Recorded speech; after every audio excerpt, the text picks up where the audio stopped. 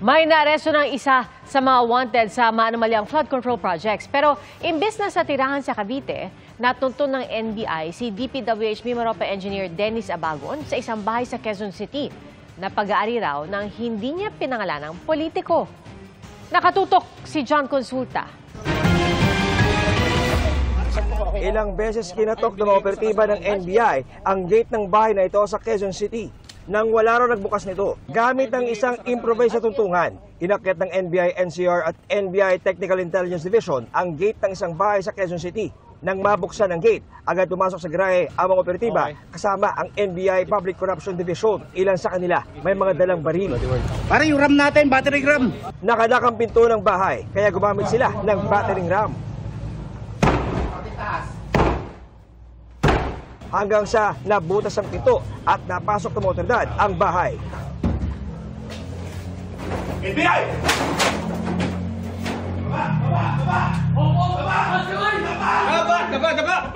Inabutan sa paanan ng hagdan si DPWH Mimaropa Engineer Dennis Abagon. Ano pangalan mo? Abagon po. Abagon, positive. Siya ang kauna-unahang nahuli na may warrant of arrest mula sa Sandigan Bayan para sa mga kaso malversation of public funds through falsification at 2 counts of graft para sa umano'y substandard na 289 peso road dike project sa Nauhan, Oriental Mindoro. Inaresto rin ang isang lalaki at isang babae na kasama ni Abagon sa bahay. Sabi ng NBI, kakasuhan sila ng obstruction of justice. Sinubukan silang kunan ng pahayag ng GMA Integrated News pero sinabi nilang hindi raw muna sila magsasalita. Nakuha kay Abagon ang kanyang backpack na puno ng damit, gamit, gamot at mga cellphone. Isa sa mga napansin ng NBI TID at NBI NCR nung sila pumasok na dito sa bahay ay itong mga bintana, mga kapuso, pansinin nyo, no? Imbis na bukas, exposed, no, para makapasok ang ilaw, liwanag sa bahay, ay natatakpan na ng mga kalendaryo. No? Kitang-kita natin dito, mga kapuso, no? Ito. So marahil ito ay para matakpan yung view, no? Dito sa loob ng bahay at hindi makita yung kanilang galawan at kung sino nasa loob ng bahay.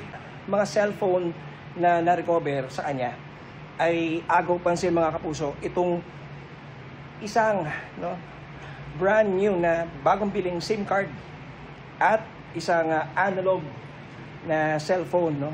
Ayon sa NBI, maaring itong mga gamit daw na ito ay burner SIM at burner phone na sa pagnanais nitong si Director Abagon or Engineer Abagon na makaiwas sa trace o para hindi matetect bago yung kanyang SIM card at hindi malalaman na siya pala yung may gamit ng number na yun. Kinumpiska ng NBI ang lahat ng kanyang gamit at isa sa ilalim sa forensic investigation. Sabi ng NBI, una sila nagpunta sa address ni Abagon sa Cavite pero wala siya roon. Naaresto ito sa bahay sa Quezon City na ayon mismo kay Abagon ay pagmamay-ari ng isang politiko. Pero tumanggi siya na pangalanan nito. Susubok naman talaga. Yung inabutan ba kayo ng NBI, pasok na kayo? Pasok na kayo? Hindi po yung pagpaparang ano ako, patakas. Hindi gano'n. Wala naman ako ginawang masama po. Ginawa ko lang naman po yung trabaho. Can you say, sir, kung kumita ka kayo dito sa mga flood control projects? Dinala si Abagon sa NBI headquarters sa Pasay para sumailalim sa booking procedures. Ayon kay NBI Director Attorney Angelito Magno, patuloy ang kanilang paghahain ng arrest warrant. Patuloy rin daw ang paghahanap nila kay Zaldico na batay sa huling impormasyon ni DILG Secretary John Vic Rimulya ay nasa Japan umano sa mga nakalipas na araw. Pinuntahan din ng mga pulis ang bahay ng iba pang mga may arrest warrant sa iba't ibang lugar sa Albay pero wala silang natatandaan doon. Sabi ng NBI, iimbestigahan at kakasuhan din nila ang mga mapatunayang nagkakanlong nila sa mga may arrest warrant.